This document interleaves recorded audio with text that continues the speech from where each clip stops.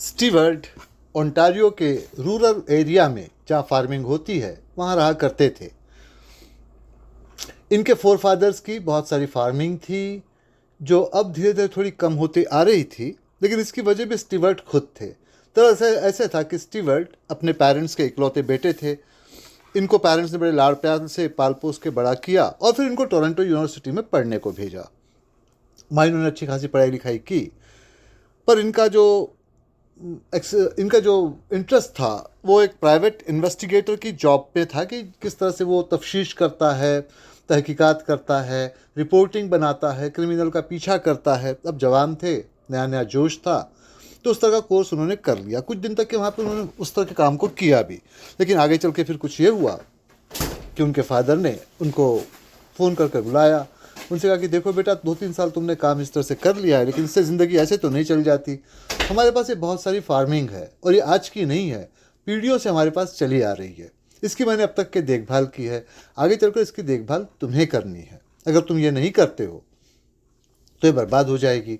अब कोई दूसरा बेटा भी नहीं, कोई दूसरा बच्चा भी नहीं कि जो इसको संभाले, ये तुम्ही को संभालना होगा। यहाँ स्टीवर्ट के सामने बड़ी मुश्किल आ गई, क्योंकि स्टीवर्ट को ज़िंदगी में सिर्फ एक ही चीज़ से प्यार था, और वो था अपने करियर से। करियर से ज़्यादा अपने काम से, इन्वेस्टिगेशन का काम वो करते रहना चाहते थे। लेकिन फादर ने समझाया, ऊंच नीच बताई। उन्होंने कहा कि भाई टोरंटो में रहोगे, धक्के खाते फिरोगे, छोटे से जगह पे रहोगे, इसका क्या मतलब हुआ? यहाँ रहो, एक किंग लाइफ तुमको जीने को मिलती है, ज़्यादा काम भी करने की ज़रूरत नहीं है। फार्मिंग वगैरह तो हमारे बाकी के लोग ही कर लेते हैं, हमको तो सिर्फ पैसे ही कलेक्ट करने होते हैं। और फिर माँ ने भी थोड़ा उनके सामने रोया धोया, तो वो सब इमोशनल अपील वगैरह से कुछ न उसका नतीजा ये निकला कि स्टीवर्ट टोरंटो छोड़कर चले आए। अब फादर एक्सपीरियंस थे, अच्छी तरह से जानते थे कि स्टीवर्ट को किस तरह से अपने कब्जे में तो नहीं, लेकिन अपने पास रखा जा सकता है। हालांकि स्टीवर्ट कहते ही रह गए कि अभी उनकी शादी करने की कोई ख्वाहिश नहीं है, लेकिन उन्होंने फिर कहा, उनके कोई दोस्त की एक बेटी थी, उनके दोस्त साइकेट्रिस्ट थे जिनका नाम डॉक्टर रॉय था, तो उन्हीं की एक बेटी थी जिसका नाम की रिद्मा था, तो उन्होंने रिद्मा से उनकी शादी करवा दी। खैर, इस शादी का स्टीवर्ट कोई अफसोस नहीं हुआ, क्योंकि रिद्मा जो थी वो बड़ी भोली भाली, सीधी सादी, इनकी सारी बातों को मानने वाली। खैर, इनकी ज़िंदगी अच्छी खासी बीतने लगी। इनका एक बेटा भी हो गया जिसका नाम शॉन था। कुछ वक्त के बाद में पेरेंट्स की फिर डेथ हो गई। अब इनके पास में एक फैमिली ग्रेव यार्ड था जहाँ इनके सारे पुरखों की कब्रें वगैरह थी, तो वहीं पे इनके पेरेंट्स की कब्र भी बन गई। अब रिद्मा से इनका लगाव लगातार बढ़ता चला जाता। जाहिर था, हस्बैंड वाइफ की तरह से इतने वक्त के साथ साथ रहे थे, वो तो होगा ही। अच्छा, दूसरी बात है कि रिद्मा की क्वालिटीज़ भी थी। आमतौर पे कनाडा में ऐसा नहीं होता है कि वाइफ हस्बैंड के लिए वेट करते हुए खाना न खाएं। रिद्मा वो किया करती थी कि अब तक हस्बैंड ना आ जाए वो डिनर कभी ना करे, लंच कभी ना करे। इसके अलावा खाने के बाद में फिर वो बैठकर पियानो बजाकर कुछ गाने वगैरह भी गाया करती इनके सोने के पहले। तो कुल मिलाकर उसकी सारी बातों को ये अच्छी तरह से अपने दिल में संजोते चले जा रहे थे। अब कहते हैं कि अच्छे लोगों के साथ में अच्छा होता है, इनके साथ ऐसा नहीं हुआ। रिद्मा की एक एक्सीडेंट में डेथ हो गई, और उस वक्त ये व्हीकल को चलाने वाले यही थे। कुछ गलत टर्न ले लिया था और रिद्मा के सिर पे चोट आई, उसकी डेथ हो गई। खैर, डेथ के पहले कुछ वक्त तक के वो हॉस्पिटलाइज भी रही, उसके बगल में ही थे, और रिद्मा ने इनसे प्रॉमिस लिया कि बच्चे का अच्छी तरह से ख्याल रखेंगे, और अगर बच्चे का ख्याल रखेंगे तो रिद्मा को लगेगा कि भाई ये हमेशा उनके आसपास ही है। खैर, वो इमोशनल तरह का मैटर था। रिद्मा की मौत हो गई, उसको उसी कब्रिस्तान में दफना दिया गया। अब इनके पास में इनके जो रेगुलर काम होते थे उसमें से 2 काम बहुत अच्छी तरह से इनके साथ में थे। एक तो ये कि ये हर संडे को उस ग्रेवयार्ड में जाते, रिद्मा की कब्रों के पास बैठते और बहुत देर तक उससे बातें किया करते, और उसके बाद में अपने बेटे का यानी कि शॉन का ख्याल रखते। अब इसमें भी कुछ अचरज की बात तो नहीं थी, मगर कुछ ऐसे कोइंसिडेंट ये हो गया कि शॉन की शक्ल एग्जैक्टली अपनी माँ की शक्ल पर गई थी, और उसी की आदतों की तरह से उसकी आदतें भी थी कि वो फादर के बगैर खाना नहीं खाता। उसी तरह से वो सोने के पहले गाने वगैरह भी गाता, पियानो भी बजाता, और शक्ल तो माँ के शक्ल के ऊपर ही गई हुई थी। बैठने का तरीका, बोलने की स्टाइल, इनको बेटे को देखकर एग्जैक्टली अपनी वाइफ की याद आती। तो बेटे के साथ वो एक दोस्त की तरह से बर्ताव करने लगे, उसके साथ खेलते कूदते, कभी कभी झगड़ा भी कर लेते। इस तरह से उनकी ज़िंदगी में और कोई नहीं था, उनकी ज़िंदगी सिर्फ और सिर्फ शॉन के चारों तरफ घूम रही थी। अब यह हुआ कि शॉन ने भी अपनी स्कूलिंग को पूरा किया, यूनिवर्सिटी जाने की बारी आई। शॉन वहाँ से टोरंटो यूनिवर्सिटी में पढ़ने के लिए चला गया, और जब वो गया तो इनको हल्का सा डिप्रेशन तो तभी हो गया था। उसकी वजह ये थी कि अब तक की ज़िंदगी शॉन के आसपास चलती चली आ रही थी, अब शॉन वहाँ था नहीं, तो ज़िंदगी में थोड़ा सा सूनापन सा आ गया था। खैर, अब इनके जो फादर इन लॉ थे डॉक्टर रॉय, जिनकी बेटी की तो डेथ हो चुकी थी, तो उन्होंने इनको समझाया कि देखो भाई, इसमें कोई अचरज की बात तो है नहीं भाई, तुम भी आखिर टोरंटो यूनिवर्सिटी पढ़ने गए थे अपने फादर से दूर, तुम्हारे फादर ने आखिर फिर ये फार्मिंग को अगर संभाला ही था, सारे काम को उन्होंने पूरा किया था, तो इस तरह से तुम भी अपने काम में दिल लगाओ। ऐसा होता है कि जब तुम्हारे सामने में कोई एम नहीं होता है, किसी तरह का कोई काम नहीं होता है, तब बड़ी मुश्किल हो जाती है, क्योंकि एक वैक्यूम तुम्हारे सामने बन जाता है, और जब वैक्यूम बन जाए तो फिर डिप्रेशन अपने आप ही होने लगता है। अगर तुमको इस तरह का डिप्रेशन होता है तो ये कोई अचंभे की बात नहीं है, इससे तुम्हारे कैरेक्टर की कमज़ोरी नहीं है। तो काम में दिल लगाओ। अब काम में दिल कैसे लगाए भाई, उन्होंने तो ये किया था कि फार्मिंग का बहुत सा हिस्सा बेचकर पैसों को शेयर्स और स्टॉक्स यहाँ वहाँ लगा दिया था, और फिर वो इन्वेस्टिगेटर की तरह से काम करते हैं। अब इन्वेस्टिगेटर का काम जो है वो ज़्यादातर बड़े शहरों में ही चलता है, जैसे टोरंटो जैसी जगह पे चल जाता। अब ये रहते तो रूरल एरिया में, वहाँ छोटे मोटे केसेस इनके पास में आते, लेकिन फिर भी उस काम को ये कर लिया करते, और आसपास में भी जाके उन कामों को वो करते रहते थे। खैर, कुछ वक्त और निकला, शॉन लौट कर वापस आया। फादर के साथ उसने मीटिंग की। उसने कहा कि देखिए, मैंने वहाँ कई तरह के कोर्सेज किए हैं, और मेरे इन सारे कोर्सेज में एक जो है वो मैंने पीआर कंपनीज के लिए जो पब्लिक रिलेशंस बनाते हैं उसके कोर्स को कर रखा है, मेरा उसमें सर्टिफिकेशन भी है, और मैं उस तरह के काम को करना चाहता हूँ। अब आपको ये बता दें कि ये 2000 के आसपास की बात चल रही है। आज की तरह से पीआर कंपनीज इतनी ज़्यादा ऑर्गेनाइज्ड और अरेंज तो नहीं हुआ करती थी, लेकिन फिर भी उन दिनों भी पीआर कंपनीज सेलिब्रिटीज़ के लिए और उसके अलावा जो बड़े बड़े कंपनीज होती उनके लिए भी वो काम किया करती, उनकी वो पब्लिक इमेज बनाती, उनके लिए इवेंट्स ऑर्गेनाइज करती, मीडिया के कनेक्शंस और जो बड़े बड़े लोगों से कनेक्शंस है वो सारे बनाने का काम करती, जिसमें कि पॉलिटिशियंस भी होते। और इन सब के अलावा जब भी कभी कोई सेलिब्रिटी या कोई कंपनी किसी मुसीबत में पड़ जाती, तो उस मुसीबत से उसको निकालने के लिए, उसकी इमेज को बचाए रखने के लिए ये सारे काम पीआर कंपनीज किया करती थी। तो उन दिनों इस तरह के काम चल रहे थे, तो बस शॉन ने कहा कि भाई वो वहीं जाना चाहता है, इस काम में उसको इंटरेस्ट है, उसने इस काम को करना चाहिए। उसको थोड़ा समझाने की कोशिश की स्टीवर्ड ने, लेकिन शॉन ने कहा कि मैं कुछ दिन तो रह के वहाँ देख लूँ, अगर मुझे नहीं पसंद आएगा मैं लौट आऊँगा। अब स्टीवर्ड साहब के साथ ये बात थी कि वाइफ की डेथ के बाद में उन्होंने एक बड़ा ही बहादुरी का चेहरा ओढ़ लिया था, बड़ा ब्रेव फेस दिखाया था अपने बेटे के सामने, जिससे कि बेटे को कमज़ोरी न लगे, वो टूट न जाए। हालांकि वो दिल दिल में मानते थे कि वो एक्सीडेंट उनकी गलती से हुआ था, अगर वो उनकी गलती ना होती तो वाइफ की जान तो बच जाती, तो वाइफ उनकी वजह से ही उसकी मौत हुई है। तो एक तो वो गिल्ट फीलिंग उनके अंदर वैसे ही था, दूसरा फिर बेटे को मुसीबतों से बचाए रखना है, उसको हिम्मत देनी है, तो फिर वो बेटे के सामने अपने कमज़ोरी को कभी जाहिर नहीं करते। अब होना तो ये चाहिए था कि बेटे के सामने, जैसे कि उनके फादर ने किया था या उनकी माँ ने भी किया था, कि उनके सामने में रो धोकर अपनी बात को मनवा लिया था। अब आप किसी को प्यार करते हो तो उसको हर तरह से आपको रोक लेना चाहिए, उसमें आपका ईगो तो नहीं आना चाहिए, लेकिन ऐसा नहीं हुआ। यहाँ पर स्टीवर्ट साहब का ईगो से ज़्यादा एक जो बाप का फ़र्ज़ था वो बीच में आ गया। उनको लगा कि भाई मेरा काम है बेटे को हिम्मत देना, और मैं ही इसके सामने रोना धोना शुरू कर दूँ। उन्होंने बड़ी हिम्मत दिखाई और बेटे के सामने में कह दिया कि ठीक है भाई, कुछ 1-2 साल काम कर लो, जब आओगे तब लौट आना। शॉन चला गया, और जो इनका डिप्रेशन था पहले से ज़्यादा बढ़ गया। डॉक्टर रॉय ने इनको फिर समझाना शुरू किया। उसने कहा कि देखो भाई, तुमने भी आखिर अपने पेरेंट्स की बात को नहीं माना था, वो चाहते कि तुम एग्रीकल्चर पे ख्याल दो, फार्मिंग करो, तुमने क्या किया, उनकी फार्मिंग को बेचा ही ना। ठीक है, तुम उनकी कब्रों पे जाते हो हर सैटरडे संडेज़ को, उनके सामने बैठते हो, लेकिन उनकी जो बताया हुआ रास्ता था उस पर तो तुम नहीं चले। तो देखो भाई, ऐसा होता है कि बेटा अगर बाप के ही रास्ते पे चले तो वो रिग्रेसिव होता है, इससे दुनिया प्रोग्रेस नहीं करती। बेटा बाप से कुछ अलग तरह का करेगा। इसको यूँ भी समझ लो कि एक घर बनाया हुआ है, उसमें 2 कमरे और जोड़ दो और कह दो कि ये तुम्हारा बेटा है, ऐसे तो नहीं चलता। उसको तो एक नया घर पूरी तरह से अपनी तरह से बनाना होगा। वही कोशिश वो भी कर रहा है कि अलग से वो कुछ करे, अलग तरह से वो कुछ बनाए। तो वो अपनी ज़िंदगी जी रहा है, तुम्हारे पास में चॉइस तो ये बहुत अच्छी है, तुमने सारा पैसा तो यहाँ पर डाल के रखा है स्टॉक वगैरह में। अब यूँ भी करो कि बची हुई जगह वगैरह उसको बेच डालो, वहाँ चले जाओ और अपना ख्याल बेटे के करियर में लगाओ, उसकी ज़िंदगी में लगाओ, उसको डायरेक्शन की ज़रूरत भी पड़ेगी। पर उन्होंने कहा कि भाई ऐसे मैं कैसे कर सकता हूँ, या कब्रिस्तान में मेरे माँ बाप है, मेरी वाइफ है जिसको मैं इतना चाहता था, मैं जाऊँगा उसको क्या जवाब दूंगा। तब उन्होंने कहा कि देखो, ज़िंदगी डेट्स के साथ में नहीं जी जाती, डेट्स को अपने दिल में रखा जाता है, अपने घर में नहीं। भाई तुम उनकी कब्र अपने घर में बनाओगे क्या? नहीं ना। तो फिर अब तुम कब्रिस्तान जाते हो, उससे तुमको तसल्ली मिलती है, तुम्हारे दिल का बोझ हल्का होता है। हालांकि तुम्हारी गलती उस एक्सीडेंट में नहीं थी, मगर तुम उसको अभी भी गिल्ट को रखे हुए हो, तो वो तुम्हारे फायदे की चीज़ है। तुम्हारे बेटे के लिए उसका फ़ायदा कैसे होगा? लेकिन अब वो डॉक्टर रॉय की बात को उन्होंने नहीं मानना था, नहीं माने, वो इन्वेस्टिगेशन का काम करते रहे।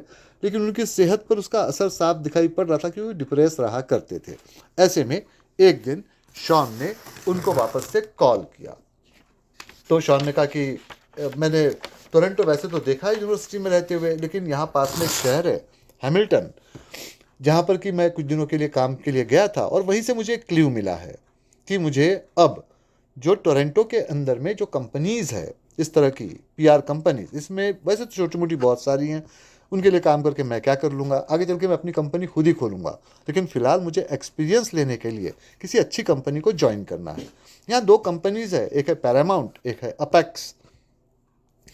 तो पैरामाउंट को जो चलाने वाले हैं वो तो कॉफमैन है, और अपेक्स को चलाने वाले मोर्गन है। वैसे तो ज़्यादातर लोगों ने यहाँ ये कहा है कि अगर मैं कुछ सीखना चाहता हूँ तो मैं कॉफमैन की कंपनी पैरामाउंट को ज्वाइन करूँ, लेकिन मुझे उसका बैकग्राउंड कुछ शक से भरा हुआ लग रहा है। तो आप क्या चाहते हैं कि मैं क्या करूँ? तो उन्होंने कहा कि देखो, जब मैंने वहाँ इन्वेस्टिगेटर की तरफ से काम किया था, तब ये दोनों कंपनियाँ वहीं पर थी, और मोर्गन और कॉफमैन दोनों ही वहाँ काम किया करते थे। दोनों करीब करीब मेरी उम्र के ही है। तो उन्होंने कहा कि कॉफमैन के साथ में बात यह है कि उसके अपने प्रिंसिपल्स नहीं है, वो मौका परस्त है। कई बार वो ऐसे भी करता है कि अपेक्स कंपनी के जो अच्छे अच्छे एम्प्लॉयज़ होते हैं उनको तोड़कर भी अपनी तरफ मिलाता है, या उनको हटाने की कोशिश भी वो करता है। कहा तो यहाँ तक के जाता है कि उसके क्रिमिनल से भी बैकग्राउंड है, उनकी मदद वो लेता है। उन्होंने कहा कि और तो बहुत सारी मुझे नहीं बातें नहीं पता, पर एक बात का तो पता है, ये मेरे वक्त की बात है। उन्होंने कहा कि भाई 2 मूवीज़ एक साथ रिलीज़ हुई थी। पहले वाली मूवी के प्रोड्यूसर ने कॉफमैन से कांटेक्ट किया। उसने कहा कि भाई आप हमारी फिल्म का एडवर्टाइजमेंट या उसकी पब्लिसिटी इस तरह से कीजिए कि वो बहुत पैसा कमाए। तो कॉफमैन ने कहा आपको पैसा कमाने से ही मतलब है ना। उसने एक बड़ी सी रकम कोट की कि इतना आपको मुझे देना पड़ेगा।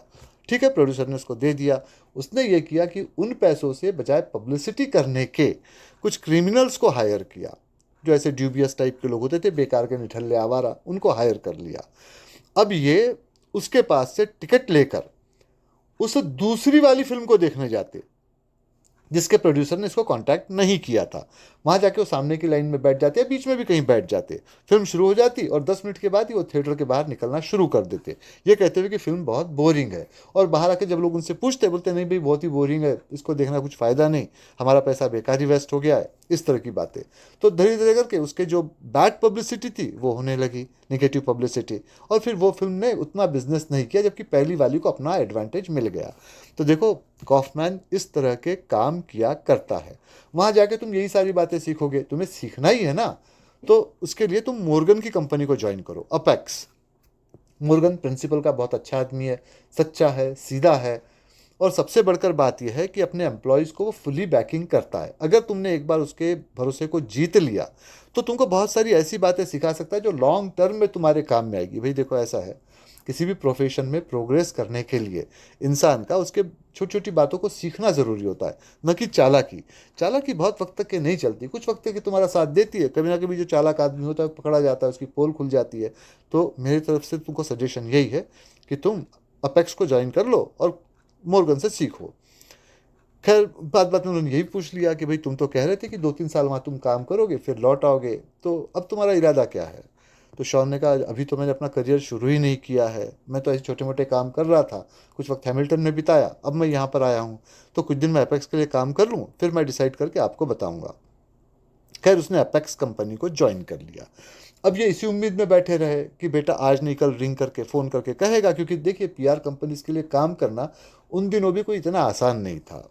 आपको करीब करीब 12 से 14 घंटे तक के लगातार काम करना होता, वो भी ऑफिस में। उसके अलावा घर में जो प्रिपरेशन करना होता वो अलग, और फिर इन सब के अलावा प्रेजेंटेशन, क्लाइंट्स को इम्प्रेस करना, वो बिज़नेस ला कर देना, ये सारी बातें उसमें आया करती थी। तो मेंटल टेंशन तो होता ही था। तो इनको लगा कि शॉन ये मेंटल टेंशन ज़्यादा दिन तक नहीं झेल पाएगा, लौट ही आएगा। क्योंकि उन्होंने कई दोस्तों को देखा था अपने इसके पहले जिन्होंने पीआर कंपनी को ज्वाइन भी किया था, बाद में छोड़ भी दिया था। खैर एक दिन फिर से अपेक्स का फ़ोन आया करीब 2-1 हफ्ते के बाद में। उसने कहा कि देखिए मैंने उसको ज्वाइन तो कर लिया है अपेक्स कंपनी को, लेकिन उनके जो लीगल एडवाइज़र है डंकन, उन्होंने पहले मीटिंग में ही मुझे 2 बातें बताई है, हालांकि एक्सप्लेन करके नहीं बताया। तो अगर आप इसको एक्सप्लेन कर पाए तो बेटर रहेगा। उसने कहा कि पहली बात तो इसने ये कहा है कि कॉफमैन से मुझे दूर रहना है। अगर कॉफमैन कभी कांटेक्ट करता है, कोई बात ऑफर देता है या किस तरह का अप्रोच करने की कोशिश करता है, मुझे आकर उसको डंकन को या फिर उसके जो बॉस हैं मॉर्गन, उनको बता देना है। इस बात को छिपाए नहीं रखना है। और दूसरी बात यह है, इन्होंने कहा है कि देखो भाई हमारी कंपनी है पीआर कंपनी, हम लोग लोगों का इमेज बनाते हैं, उनको स्कैंडल से बचाते हैं, क्राइसिस से बचाते हैं। तो हम खुद क्राइसिस में पड़ जाए, स्कैंडल में पड़ जाए, ये नहीं होना चाहिए। तो तुम्हारे नाम से कोई स्कैंडल ना हो, इसका ख्याल रखो। अगर स्कैंडल होता है तो हमारे पास और कोई चारा नहीं रहेगा, तुमको नौकरी से हटाना पड़ेगा। वैसे भी इस जॉब में ऐसा तो है नहीं कि आपकी कोई यूनियन है या कोई रूल्स रेगुलेशंस है। जब तक वो चाहेंगे आपको रखेंगे, जब नहीं चाहेंगे आपको हटा देंगे, ना हटाएंगे डायरेक्ट तो ऐसा एक माहौल बना देंगे कि आप वहाँ काम ही नहीं कर पाओगे। तो अब ये क्या मामला है? तो उस पर उन्होंने कहा कि इसके बारे में भी थोड़ी बहुत इन्फॉर्मेशन मेरे पास है, क्योंकि इन्वेस्टिगेटर की तरह से मैं वहाँ काफ़ी बिजी रहा था। उन्होंने कहा कि दोनों पॉइंट्स एक ही तरफ जाते हैं, कॉफमैन भी और स्कैंडल भी। मैं तुमको इसके लिए एक एग्जाम्पल देता हूँ। उन्होंने कहा कि इनकी कंपनी का एक एम्प्लॉय था, उसका नाम एलन था। उसने काफ़ी तेज़ी से प्रोग्रेस की थी अपेक्स कंपनी में, बड़े नए नए आइडियाज़ लेके आता, नए नए तरह की चीज़ें इनको बताया करता। तो उसका प्रमोशन भी काफ़ी तेज़ी से हो रहा था। लेकिन अभी उसने जॉब किए हुए कुछ उसको 6 महीने हुए होंगे कि एक दिन वो मॉल में कुछ परचेसिंग करने के लिए गया। उसके पास में शॉपिंग कार्ट थी, उसने उसमें सारा सामान डाला, लेकर वो कैशियर के पास आया, सारा सामान दिखाया, उसका बिल पे किया। अब वो एग्ज़िट की तरफ बढ़ा। जैसे ही वो एग्ज़िट के बाद निकलने को हुआ, उसको पकड़ लिया गया। सिक्योरिटी वहाँ की आई, उसको लेकर गए, उसके कार्ट की तलाशी ली गई। जिस सामान को उसने पैसे पे किए थे, उनके नीचे में कहीं पर एक परफ्यूम की कीमती सी बॉटल दबी हुई पाई गई। अब न्यूज़पेपर्स और मीडिया उन दिनों भी काफ़ी इन्फ्लुएंशियल था, उनको ऐसी खबरों की तलाशी थी। उन्होंने नमक मिर्च लगाकर इस बात को छापा। नतीजा निकला कि उसकी नौकरी चली गई। अब देखो यहाँ पर बहुत तरह की थ्योरीज हैं। एक थ्योरी तो यह है कि शायद कॉफमैन ने पहले इसको ऑफर दिया था और जब ये उसके लालच में नहीं आया तो उसी ने इस तरह से स्टेज करके इसको फंसाया था। दूसरी थ्योरी यह है कि शायद एलन ने और सामान तो लिया लेकिन गलती से वो बॉटल नीचे रह गई। अब उसने पैसे पे कर दिए, पुलिस कंप्लेन नहीं हुई, लेकिन मीडिया में खबर तो आई गई, तो स्कैंडल हो गया। तीसरा ये भी है कि शायद उसको और कॉन्फिडेंस हो गया कि भाई इतने बार वो आता है, अब इसका इतना बड़ा नाम है, इतने बड़ी कंपनी को चलाने जा रहा है आगे चलकर, और कॉन्फिडेंस में आके शायद उसने चोरी को कर लिया होगा। लेकिन जो भी होगा, इसमें एक बात तो तय थी, चाहे कॉफमैन ने कांटेक्ट किया हो, चाहे मीडिया ने कांटेक्ट किया हो, किसी ना किसी ने उससे कांटेक्ट किया था कि उसको पैसे पे करने हैं। उसने ये बात मॉर्गन को बताई थी और मॉर्गन ने कहा था कि अगर तुम पैसे पे करते हो तब भी तुमको इस नौकरी से अलग किया जा रहा है। तो उसने फिर खुद ही रिज़ाइन कर दिया, वहाँ से वो चला गया। तो इस तरह का ये मैटर हुआ था। तो तुमको इस तरह के स्कैंडल से दूर रहना है, यही उनका जो लीगल एडवाइज़र है वो डंकन तुमको समझाने जा रहा है। शॉन ने उस बात को समझ लिया, फादर को थैंक्स कहा। फादर ने फिर अपनी बात को दोहराया कि भाई तुम वापस कब आने जा रहे हो। शॉन ने कहा अभी तो मैंने अपना काम शुरू किया है, कुछ दिन तो मैं यहाँ रह लूँ। शॉन ने फिर बदले में भी कहा कि आप भी यहाँ चले आइए, हमें कंपनी खोलते हैं, उसमें पैसे लगाएंगे। उन्होंने कहा कि नहीं भाई मैं नहीं आ सकता, मेरे फोर फादर्स की सारी ज़मीन और सारी यादें यहीं जुड़ी हुई है, अब मैं ऐसे कैसे चले आऊँ। तो शॉन ने उस पर कुछ नहीं कहा। उन्होंने फिर डॉक्टर रॉय से बात की, तो डॉक्टर रॉय ने कहा कि देखो भाई ज़िंदगी जो होती है वो नदी की तरह से होती है, उसको रोका नहीं जाता। एक तरफ से रास्ता ना मिले दूसरी तरफ से निकल जाती है। अब अगर तुमको ये गलत ख्याली है कि तुम बेटे को फाइनेंशियल सपोर्ट नहीं करोगे और वो तुम्हारे पास लौट आएगा, ऐसा नहीं होगा। वो कोई दूसरा रास्ता ढूंढ के निकाल ही लेगा। भाई वो आगे बढ़ने वाला एक फोर्स है इस वक्त, उसको इस तरह से रोका नहीं जा सकता है। मैं तुमसे फिर कहता हूँ कि तुम वहाँ जाओ उसके साथ में और उस ज़िंदगी को जीने की कोशिश करो। आखिर तुम्हारा बेटा भी तो यहाँ रह के तुम्हारी ज़िंदगी को जी रहा था ना। तुम ये क्यों चाहते हो कि भाई वो उसी तरह की ज़िंदगी को जीता है जो तुमने अपने लिए चूज़ कर रखी है। लेकिन अब वो मामूली बात होती, पैसों की बात होती, वो चले जाते। वाइफ के कब्र को छोड़कर वो चले जाएं, ये उनको बड़ा मुश्किल लग रहा था। लेकिन साथ साथ ये भी था कि जितना उनको इस बात का यकीन हो रहा था कि उनका बेटा लौट के नहीं आएगा, वैसे वैसे उनका डिप्रेशन बढ़ता जाता था। बेटा जिस तरह से कुर्सी पे पलथी मार के बैठता, जिस तरह से भोली भोली बातें करता, जिस तरह से वो टीवी वगैरह ला कर देखता, वो सारी चीज़ें उनको याद हो जाती। तो वो उससे वो बड़े परेशान हो जाया करते। खैर कुछ दिन और निकले। वो शॉन के आने की उम्मीद कर रहे थे। 2 साल निकल गए, शॉन लौट कर नहीं आया। हालांकि फ़ोन पे बीच बीच में बात होते रहती थी। एक दिन शॉन का फ़ोन आया, उसकी आवाज़ बड़ी घबराई हुई थी। उन्होंने कहा कि बोलो बेटा, बात क्या है? तो उसने कहा कुछ ऐसा मैटर हो गया है कि इसको मैं फ़ोन पर नहीं बता सकता हूँ, मगर ये समझ लीजिए कि मैं हिट एंड रन, यानी कि कार चलाते हुए किसी का एक्सीडेंट मेरे हाथ से हो गया है और वहाँ मैं नहीं रुका, वहाँ से मैं भाग गया हूँ। इस तरह का ये मैटर है और मुझे ब्लैकमेल किया जा रहा है। तो इन्होंने कहा ठीक है, फ़ोन पे नहीं बोलो, मैं वहीं पर आता हूँ, तुमसे बात करता हूँ। अगले दिन वो पहुँचे, शॉन से मिले। तो शॉन से कहा कि भाई क्या बात है? तो उसने कहा कि एक प्रेजेंटेशन था, वहाँ मैं गया था और मेरे साथ में जूलिया भी गई हुई थी। जूलिया जो कि मुर्गन साहब की बेटी है। मुर्गन साहब वही जो अपेक्स कंपनी के डायरेक्टर थे, तो उनकी बेटी है। तो हम वहाँ पर गए थे, 3 दिन का वो कुछ प्रोग्राम था। हमने उस काम को पूरा कर लिया, हमको असाइनमेंट मिल भी गया। दरअसल बात ऐसी थी कि मुर्गन साहब ये चाहते थे कि मेरे नाम के आगे एक बहुत बड़ा अचीवमेंट लग जाए।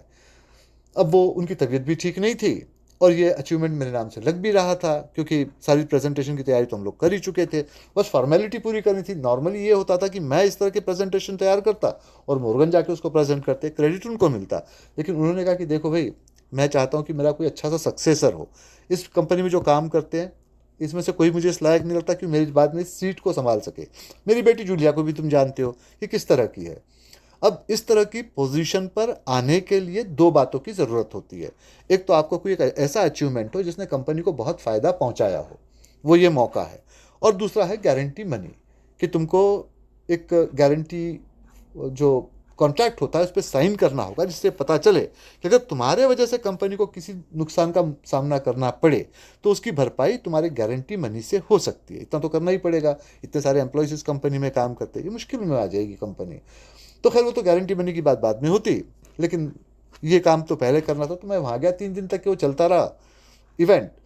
तीसरे दिन में हमको उस तरह से वो परमिशन भी मिल गई। अब उसके बाद में ये हुआ कि उनकी तरफ से कहा गया कि भाई अभी गेट टुगेदर है आखिरी, इसमें तुम्हारी कई राइवल कंपनीज भी है। अब तो राइवलरी खत्म ही होगी क्योंकि तुमको कॉन्ट्रैक्ट मिल ही गया है। तो साथ में मिलकर दोस्तों की तरफ से बैठते हैं, सभी लोग एक साथ बैठे, वहाँ कुछ पार्टी वगैरह कुछ हो रही थी। अब उसमें मैं ये हुआ कि जो कंपनी ने मुझे कॉन्ट्रैक्ट दिया था उनसे मैं बातचीत करने में लगा हुआ था।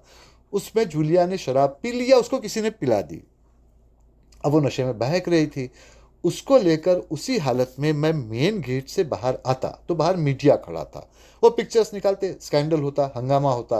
अपेक्स कंपनी का पहला जो कार्डिनल प्रिंसिपल है वो यही है कि हंगामा या इस तरह का कोई भी तमाशा बिल्कुल ना हो। तो वो नहीं होना चाहिए, लेकिन ये तो होने जा रहा था। तो मैंने यूँ किया कि वेटर्स को मैनेज किया, कुछ पैसे दिए, अपनी कार को पार्किंग से निकालकर उस होटल के पीछे का जो रेयर गेट था वहाँ पर उसको पार्क करवाया और जूलिया को लेके वहीं से मैं गया। पीछे के पीछे रास्ते से बाहर निकल जाने का मेरा प्रोग्राम था। कुछ 1-2 गलियां मैंने पार की थी कि जूलिया कुछ नशे में थी, कुछ बहकी हुई थी। उसको संभालने के चक्कर में स्टीयरिंग से मेरा कंट्रोल छूट गया, कार से कोई आके टकराया, वो नीचे गिरा। अब ऐसे जगह पर तो होमलेस लोग बहुत सारे घूमते ही रहते हैं डाउनटाउन के अंदर में। तो मुझे लगा कि शायद वो उठ जाएगा, लेकिन वो नीचे पड़ा रहा। पहले मेरे दिमाग में आया कि भाई मैं कार को रोक लूँ, जाके उसको देखूँ। फिर मुझे लगा ये तो अपने आप ही उठ जाएगा। वैसे भी इस तरह के होमलेस जो होते हैं वो जानबूझ के इस तरह से बीच में आते हैं जिससे उनको पैसा मिले। पैसा देने वाली बात नहीं थी, पुलिस इन्वेस्टिगेशन की भी बात नहीं थी। इन्वेस्टिगेशन करने के अलावा इसमें स्कैंडल हो जाता। भाई जूलिया के ऊपर में वो ब्लेम आता कि इसने बहुत ज़्यादा शराब पी ली थी। फिर ये भी शक पैदा होता कि भाई कार को कौन चला रहा था, वो चला रही थी शराब पी के या मैं चला रहा था। तो बिना बात के इतना हंगामा होता। इनसे बचने का तरीका एक ही था कि स्कैंडल न हो, इसलिए मैं वहाँ से कार लेकर निकल गया। अगले दिन मैंने न्यूज़ देखी, हर चीज़ में तफ्तीश की, पता चला कि इस तरह कोई खबर नहीं आई है, ना होमलेस को ज़ख्मी होने की, ना उसके मरने की। मैं लौट कर वापस आया, सारे पेपर्स वगैरह दिखाए, कह दिया कि भाई हमारा मिशन सक्सेसफुल रहा है। इससे मुर्गन साहब बहुत खुश हो गए। ऑफिशियली उन्होंने मेरा नाम प्रपोज कर दिया कि अब उनके बाद में इस कंपनी को मैं ही चलाऊंगा। अब उसने कहा कि एक बात और भी है इसमें, कि मुर्गन साहब ने ये सिर्फ मुंह दिखाई के लिए नहीं किया है। दरअसल इस असाइनमेंट में जाने के पहले ही मुझे उन्होंने अपने कमरे में बुलाकर इस बात को समझाया था। उन्होंने कहा कि देखो, जिस तरह से तुम प्रोग्रेस कर रहे हो, इस कंपनी में तुम्हारे नाम की कंप्लेंट्स भी आती है। उन्होंने कंप्लेन की एक फाइल भी दिखाई, हालांकि कॉन्फिडेंशियल होती है, दिखाई नहीं जाती, पर उन्होंने दिखाई। उन्होंने कहा कि ये वो लोग हैं जो कभी ना कभी तुमसे किसी वजह से पीछे रह गए या हारे थे।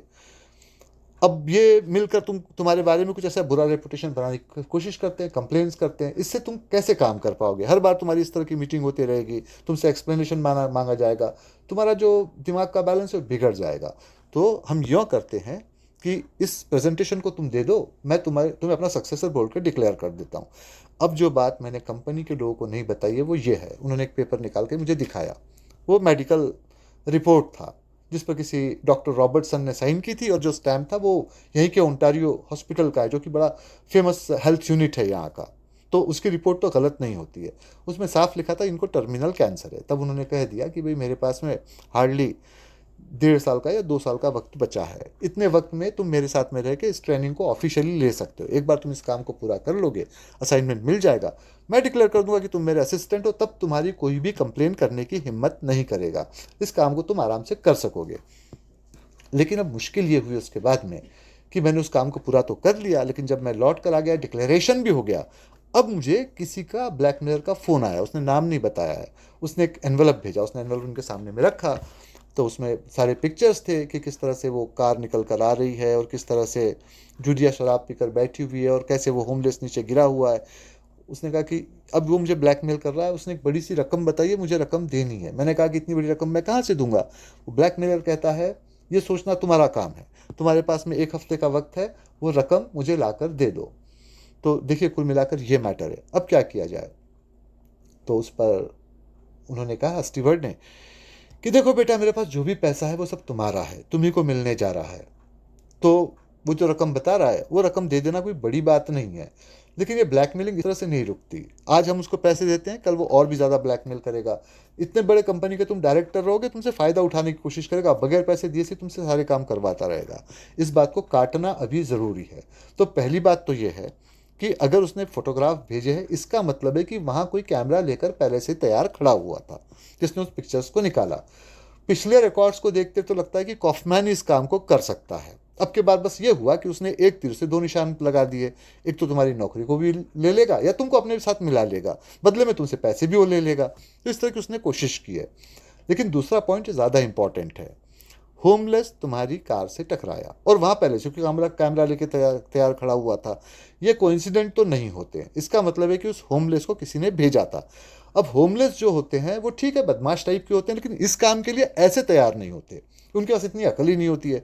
इसका मतलब है कि वो कोई क्रिमिनल था जो उस होमलेस के रोल को उस वक्त प्ले कर रहा था, और इतने एहतियात से टकराया कि उसकी जान को भी कोई खतरा न हो। अगर उसको कुछ होता तो अगले न्यूज़पेपर में तो आ जाता, भाई तो टोरंटो है, यहाँ पे इसको खरोंच भी आ जाए तो पेपर में वो बात आ जाती है, और ये तो हिट एंड रन का केस हो गया, ये तो और जोर शोर से आता। ऐसा कुछ नहीं हुआ। तो इसका सीधा मतलब है कि वो कोई क्रिमिनल था, और इससे इस बात पे पूरा शक होता है कि ये काम कॉफमैन कर रहा था। लेकिन एक पॉइंट जो है वो मेरे दिमाग में अब भी है, जो मेरे दिमाग से शायद अलग हो रहा है। वो ये, तुमने कहा है कि तुम्हारे खिलाफ कंप्लेन हो रही थी, तो तुम्हारे खिलाफ कंप्लेन करने वाले कौन कौन लोग हो सकते थे? तो शॉन ने थोड़ा सोचा, उसने कहा कि वैसे तो बहुत से हो सकते हैं, लेकिन मेन जो है वो कुछ ही लोग हैं। जैसे डंकन ने मुझे बताया था कि इस तरह के स्कैंडल्स या इस तरह का झंझट नहीं होना चाहिए। और फिर मुझे वेरोनिका के साथ में ट्रेनिंग के लिए भेज दिया गया, जो उनकी बेटी है। मैं काम करता रहा। ऐसे में एक रात को जब मैं देर रात तक काम कर रहा था, मैंने वेरोनिका को चुपके से ड्रग्स लेते हुए देखा। वेरोनिका समझ गई कि मैंने उसको देखा है। उसने अपना एक्सप्लेनेशन दिया। उसने कहा कि मुझे डॉक्टर्स ने कुछ दवाइयाँ दी है, वो इफेक्टिव नहीं है, इसलिए मुझे ऐसे इलीगल ड्रग्स लेने पड़ते। उसने मुझसे रिक्वेस्ट भी किया कि मैं इस बात को किसी को नहीं बताऊं। मैंने नहीं बताया, लेकिन वेरोनिका ने डेफिनेटली ये बात डंकन को बताई होगी। खैर, इससे मामला और भी आगे बढ़ा। एक माइक नाम का और भी एम्प्लॉय था, उसको भी इस तरह से प्रेजेंटेशन करने होते थे। या तो मेरी प्रमोशन होती या माइक की प्रमोशन होती। अब माइक मेहनती बहुत है, लेकिन उसमें जो इनोवेशन होना चाहिए, जो नए आइडियाज़ आने चाहिए, उसके पास वो नहीं आते। उसने एक बार किसी मेरे आइडिया को ही चुरा लिया और प्रेजेंट कर दिया, और मैंने सबके सामने बता दिया कि भाई तो ये मेरा आइडिया था, और देखो ये सारे मेरे पास रिकॉर्ड्स इस तरह के हैं। उसको काफ़ी डांट फटकार पड़ी थी, उसकी जॉब जाती थी, लेकिन फिर डंकन ने बीच बचाव किया। उसके जॉब को बचाया। वजह यह है डंकन के बीच बचाव करने की कि वो वेरोनिका का बॉयफ्रेंड भी है और दोनों की आगे पीछे में शादी होने जा रही है। तो अब इस तरह से डंकन, वेरोनिका, माइक, ये तीनों ही शक के घेरे में आते हैं कॉफमैन के अलावा। उन्होंने कहा ठीक है, उसने 7 दिन का वक्त दिया पे करने के लिए, मुझे तुम 5 दिन का ही वक्त दो, मैं इसकी इन्वेस्टिगेशन करता हूँ और फिर तुमको बताता हूँ, तो अपने काम को अपनी तरफ से करते रहना। खैर शॉन अपने काम को अपनी तरफ से करता रहा। 5वें दिन अपनी बोली बात को पूरा करने के लिए फिर शॉन के पास आए। उन्होंने कहा कि ठीक है, अब जब ब्लैक मिरर का फ़ोन आएगा वहाँ मैं भी बैठा रहूँगा और जवाब मैं ही दूंगा। वैसे ही हुआ। 7 दिन पूरे हुए, ब्लैक मिरर का फ़ोन आया, तो उस पर शॉन ने कहा कि ठीक है, आपको पैसे मिल जाएंगे, लेकिन जो मेरा रिप्रेजेंटेटिव है वो आपको पे करेगा, वही आपसे बात भी करेगा। तो स्टीवर्ड ने फ़ोन को लिया। उन्होंने कहा कि देखिए, पहली बात तो यह है कि अब इस काम में शॉन को कोई इंटरेस्ट नहीं है। वो आज ही अपना रेसिग्नेशन मॉर्गन के पास सबमिट करने जा रहा है, और जब वो अपना रेसिग्नेशन सबमिट करने जा रहा है तो उसको इस बात से कोई फ़र्क ही नहीं पड़ेगा कि आप ये खबर मॉर्गन को देते हैं या मीडिया को देते हैं। वो शहर को ही छोड़ के जा रहा है, तो आपको पैसे नहीं मिलेंगे। तो उस पर उसने कहा, ब्लैकमेलर ने, पर इससे तो शॉन को जेल भी हो सकती है हिट एंड रन के केस में। उसने कहा कि शॉन को कितनी जेल होगी, जुर्माना होगा बहुत से बहुत, कोई मरा तो है ही नहीं, लेकिन आपको ब्लैकमेलिंग के लिए बहुत बड़ी सज़ा हो सकती है। यहाँ की इन्वेस्टिगेशन कंपनीज आपके पीछे पड़ी रहेंगी गवर्नमेंट की, और जब भी आपको पकड़ा जाएगा 10 साल की सज़ा होगी। ब्लैकमेलिंग की सज़ा इससे भी ज़्यादा हो सकती है। तो ये बात आप भूल जाइए कि आपको पैसे मिलेंगे। अब ब्लैकमेलर ने उसे फ़ोन काट दिया। शॉन ने कहा आपने ये क्या किया, हमको जो बात छिपानी चाहिए थी वही बात आपने उससे मॉर्गन से कहने को कह दी। उसने कहा मॉर्गन से वो बाद में कहेगा, मॉर्गन से हम पहले बात कर लेंगे। उन्होंने कहा मॉर्गन की अपॉइंटमेंट लो और ये वजह ये बताओ कि जो गारंटी मनी की बात हो रही थी उस पर मैं साइन करने के लिए तैयार हूँ एज अ फादर, तो मैं भी उस मीटिंग में रहूँगा। खैर शॉन ने मॉर्गन से मीटिंग, एक अपॉइंटमेंट फिक्स कर लिया, मीटिंग का टाइम ले लिया। वो वहाँ पर उसको लेकर पहुँचे स्टीवर्ड को। स्टीवर्ड ने कहा कि देखिए, मैं इसका फादर हूँ और ये गारंटी मनी जो है इस पर मैं साइन करने के लिए तैयार हूँ, आपकी कंपनी में काम करता रहेगा। मॉर्गन ने शॉन की बड़ी तारीफ़ की कि बड़ा अच्छा लड़का है और ये है वगैरह वगैरह।